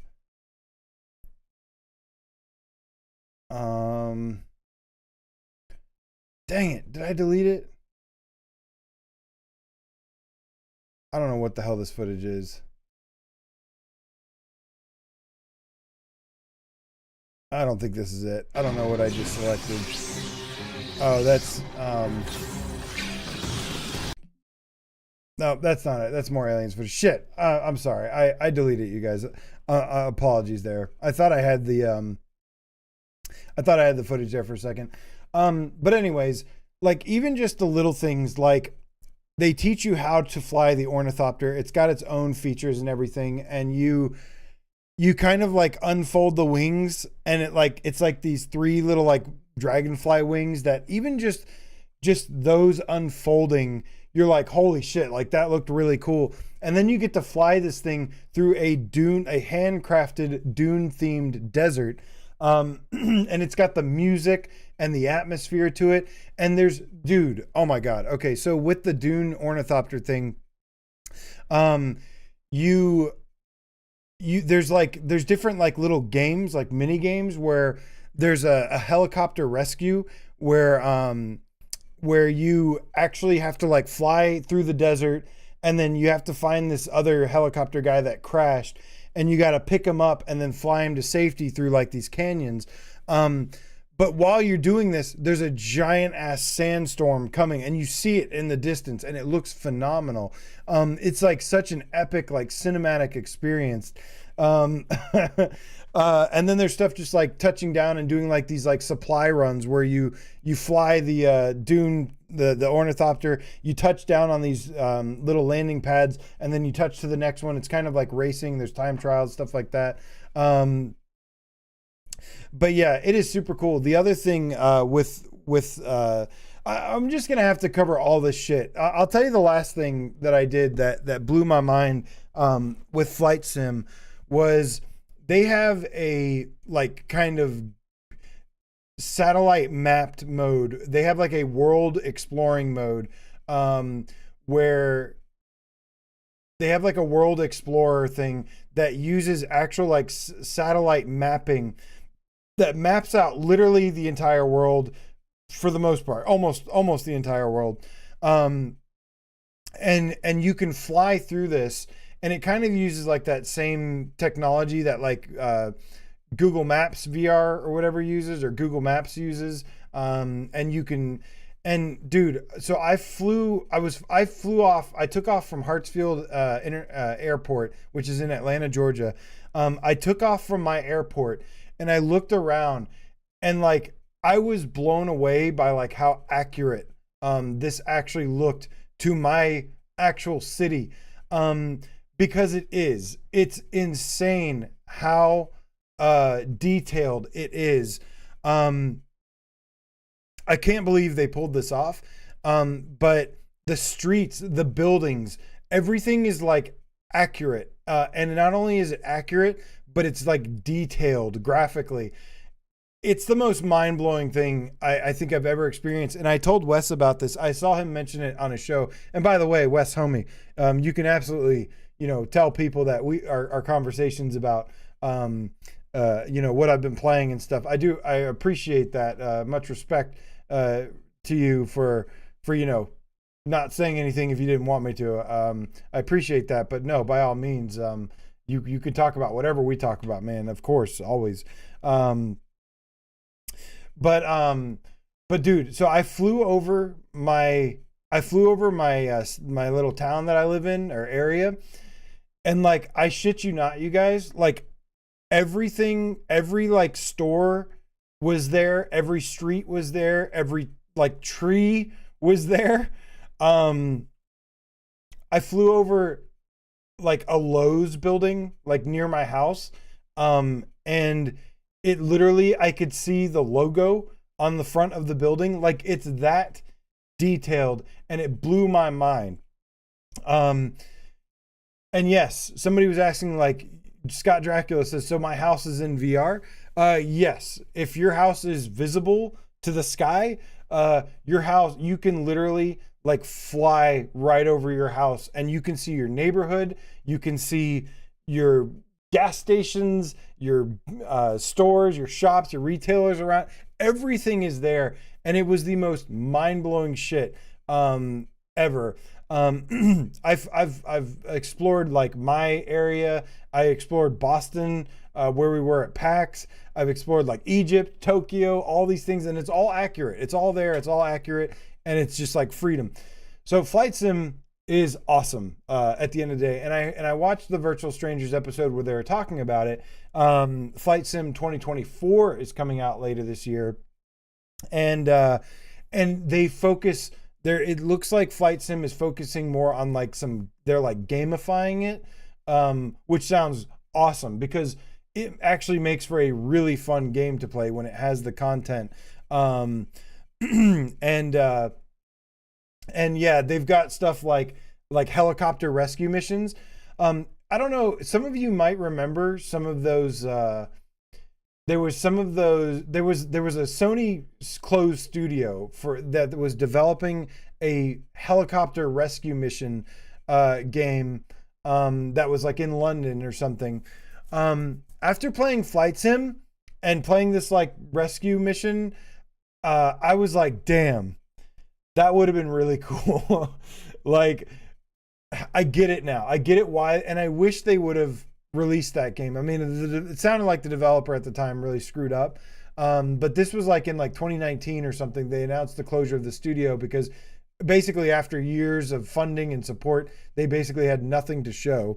But it's a shame because helicopter rescue stuff like flying, through hazards and stuff or obstacles and then picking somebody up and then, racing against the clock to save their life. That shit is intense and it's so much fun. Oh man. But yeah, Flight Sim 2024, guys, this has been really, really awesome. And this feels like it's just the beginning. With my PC, like I said, I have a mid-grade PC, budget PC. It runs mostly everything really well. Again, I think where I'm going to end up running into trouble with my PC is the really high-end stuff, maybe some of the future stuff that comes out. So if you can go above what I got, absolutely go above it. If you're interested in UEVR, especially, you're going to need it. But that being said, if you don't have the budget for it or whatever, what I got is working so far, and it works well, and it is very playable. But yeah, you might have the desire to get a couple more frames per second or whatever. There's different ways to optimize it too, and there's so much to talk about here. I think I'm going to leave it at this for now. I want to have more conversations about this, and this is basically how I'm going to be splitting up my my interactive chats. Is we're going to talk about all PSVR2 stuff first, and then we're going to dive into the PCVR stuff for the second half of the show. So, but there's really, really exciting times, guys. You know, I hope that we get some news about the haptics vest support soon. I think they were aiming for summer, and so I'm hoping to get some awesome announcements on that soon, because I really, really liked my experience with that so far.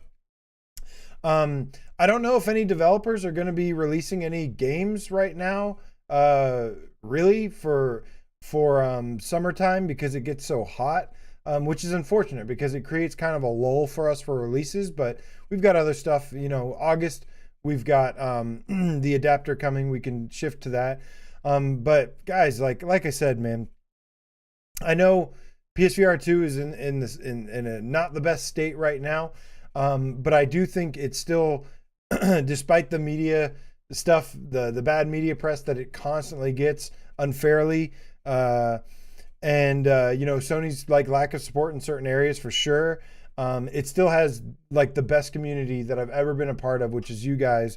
And it still has a lot to offer still, especially for the remainder of this year. Now, beyond this, a year or two from now, I don't know what the landscape's going to look like.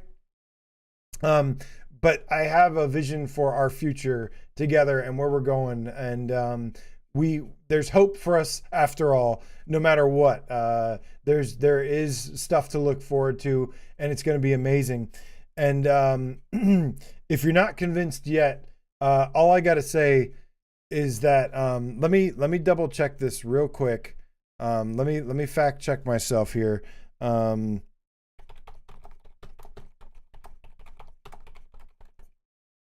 Guys, I want to leave you on a high note. If you're, you know, still curious about UEVR, excited about UEVR and the prospect that it is, Virtual Strangers, I also predict good things are happening no matter what. Amazing things are happening, and you know why? Something I'm really looking forward to, guys, is a little known fact.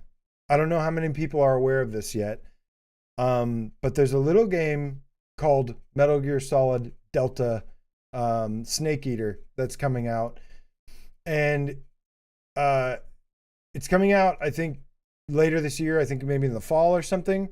And I just want to end on this note, that Metal Gear Solid Delta is an Unreal Engine 5 game. So I'm hoping, and I fully expect that when that game comes out, it may take some time to get some profiles and stuff. Damn, I didn't even talk about UEVR profiles. Like, there's so much to cover here. There's a lot of PCVR stuff, guys.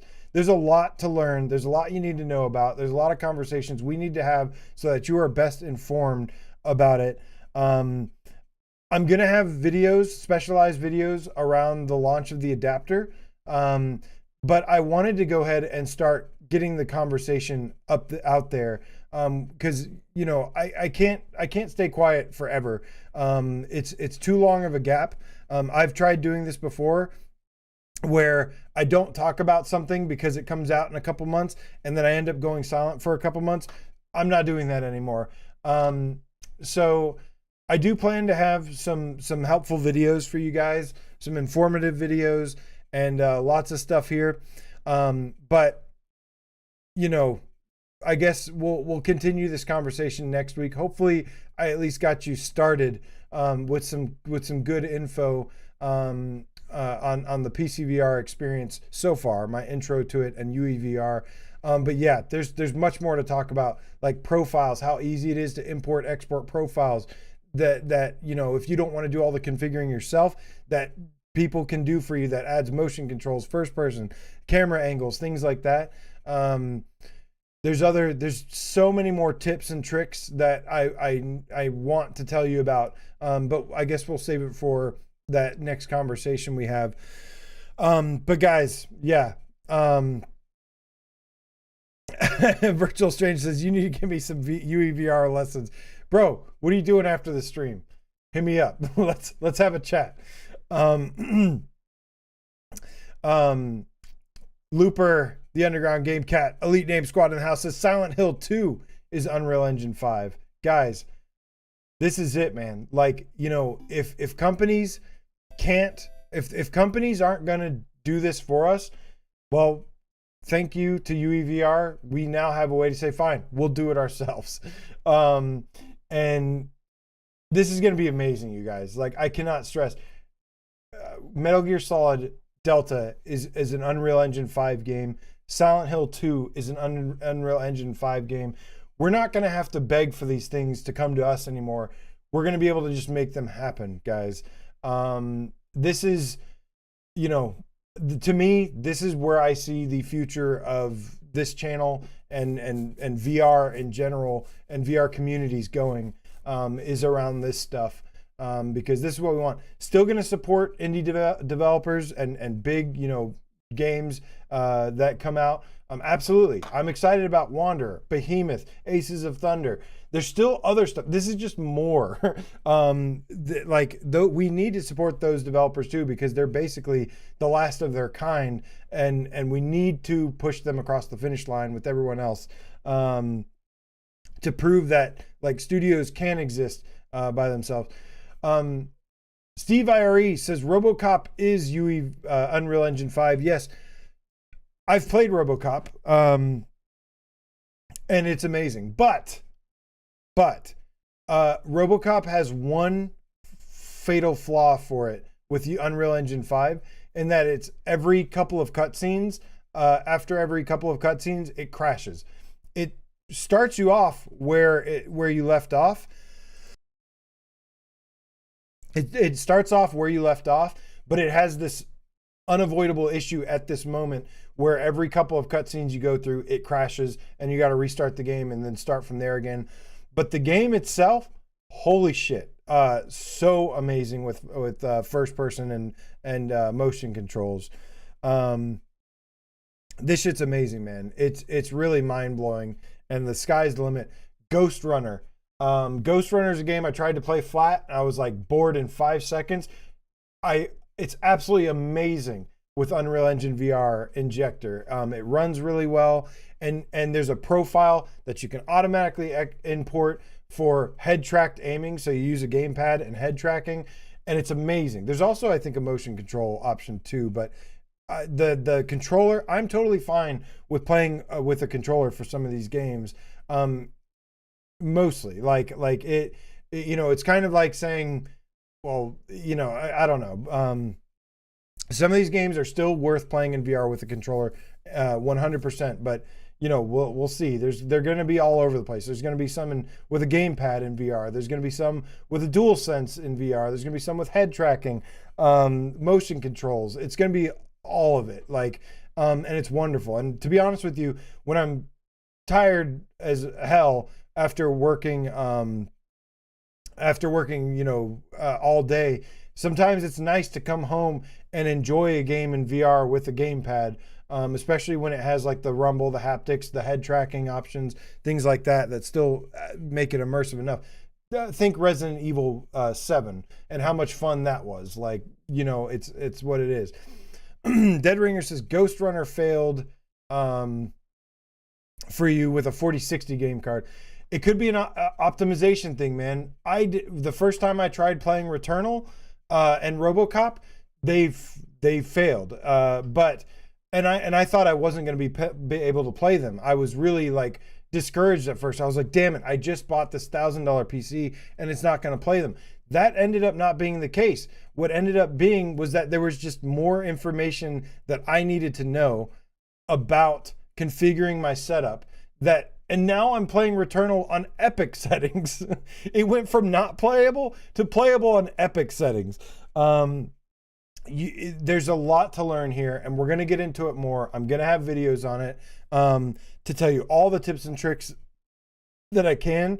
I'm just, again, the only reason I haven't done these yet is because I don't have the adapter yet.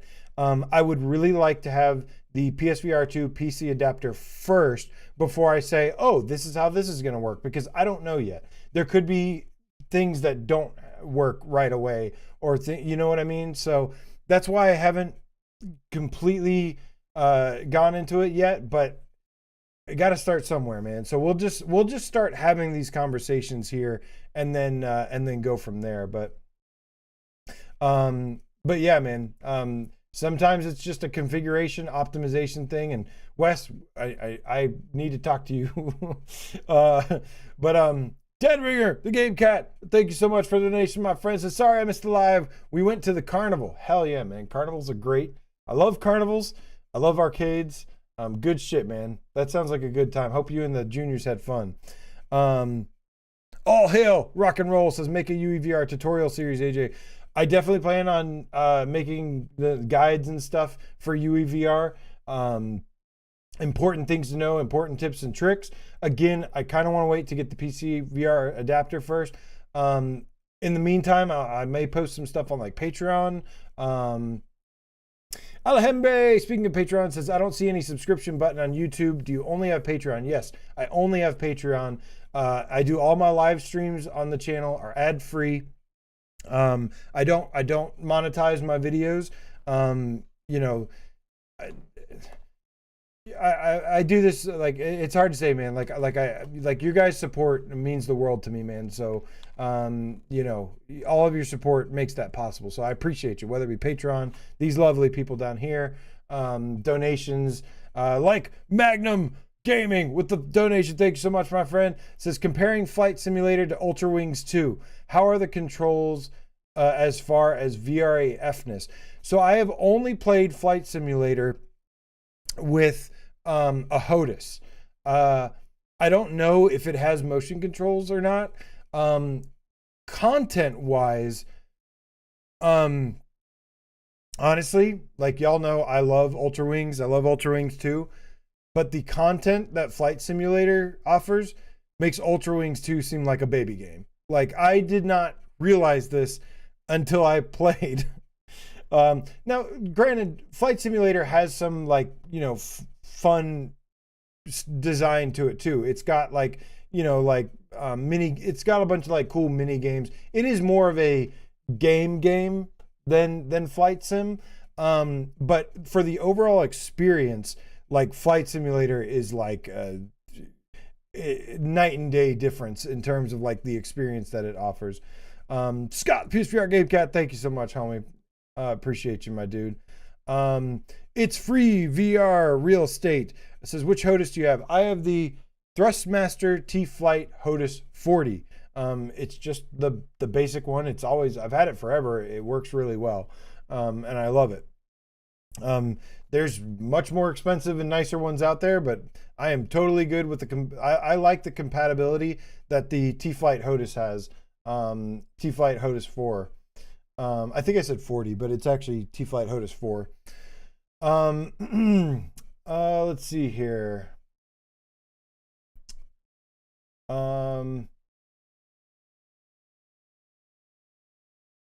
Want to catch any other comments? Guys, I could honestly sit here and talk with you all day. Like, I don't know if I need to do just like a add another show to my channel. Like, every Sunday we just literally just talk about like PC stuff. I want to have this conversation with you. And again, like, you know, some of you, I've spent a lot of time learning a bunch of shit. But some of you, I'm sure, are very knowledgeable as well, and can give a valuable feedback as well. But I, you know, in the meantime, like, I'm busting my ass over here to make sure I give you the best info I possibly can. And I've learned so much. I have spent countless hours tinkering and work and fiddling with stuff and optimizing stuff and learning about everything I can, reading everything I can. And I hope that I can help make your experience easier, quicker, and better in the end. And that's what's gonna happen, man. That's what's gonna happen here. And I'm super excited. And we also, like I said, we get to inject some actual gamers into the PC. No, there's tons of PC gamers or actual gamers in PC, but there's a huge injection of like console gamers, people that focus not so much or are more, I'd say, like, our experience is a lot more with the content than it is like the technical aspects of it. And it's going to be really fun invading the PC Master Race space with our knowledge of game design and mechanics and, you know, features and content, things like that. I think it's going to be a really great partnership that we have with the PC Master Race here, and they can teach us some technical things and we can teach them about what good fucking games look like. It's going to be fun, man. We can all, like the rising tide, right? Rising tide lifts all boats. We need to work together on this one and you know, make this the best possible ecosystem and landscape, make a better landscape here. It is time for a change. It is time for a change, my friends. But on that note, guys, again, so much more I want to talk about here. But you know, I can't wait to start covering this content more. I'll be doing like PC game live streams and stuff, of course. I won't do it with the Quest because that's blasphemous. maybe on something else. I don't know. No, I'm just got to hold out another month here, another month and a week, and we'll have our adapters and can start from there. But yeah, going to be a new injection of life of content on this channel, which is desperately needed. There's just too much awesome shit going on to like, you know, let it go. So, thank you guys for your support as always. I really, really appreciate you. All these lovely people here that support me on patreon.com/PSVR Underground. Everybody in the chat who came out today, all 99 of you in the chat today at this moment. I love you guys. Thank you. Everybody who donates, appreciate your support as always. And yeah, this is just the beginning, man. Death is only the beginning. No, it really is. It feels like and within the last month or two, my eyes have been opened to what we have here, and it's something incredibly special. It's lightning in a bottle, and you know, I've never been more excited about where things are headed. I haven't been this excited in a very long time, so super awesome, man. But I hope you all have a wonderful rest of the night, and we'll definitely continue this conversation more later. And yeah, I appreciate each and every one of you, and I will see you again very, very soon. Let's cue the outro and the metals. Thank you so much, PSVR2 enthusiast. You have a great night as well. Shapeshifter, the amorphous game cat. Good night to you, Scott Dracula. Says AJ gives me FOMO and I love it. You're not gonna have FOMO forever, man. Virtual Strangers, West, my dude. Thank you so much, homie, for just being an awesome dude overall. Appreciate you, man. Time to play VR. You have a beautiful time as well. Dead Ringer, the game cat. Shout out to the Dead Ringer Juniors. I'm so jealous of you going to a carnival. I want to go to a carnival now. Definitely going to have to do that soon, if there is a carnival available.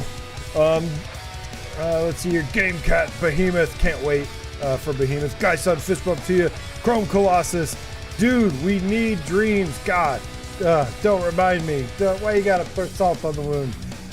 At least I'm going to definitely jump back into dreams in the near future and use like PSVR 1 on PS5. I forgot to mention I'm probably going to be throwing some PSVR 1 back into the mix on the channel too, for dreams and for other things. You know, there's good shit on there too. So Awesome Tatum says an evil carnival. I mean, I'm down with that. Evil carnivals are cool too. Time to play VR. Melchiah the Soul Reaving Game Cat. All of yous, man. Carnival. Now we're talking, Scott Dracula. Dan Kiefer. Thank you so much, man. Love all y'all. You have a wonderful night. Matt_vegan and the rest of you. And I'll see you again very soon. Peace out, y'all.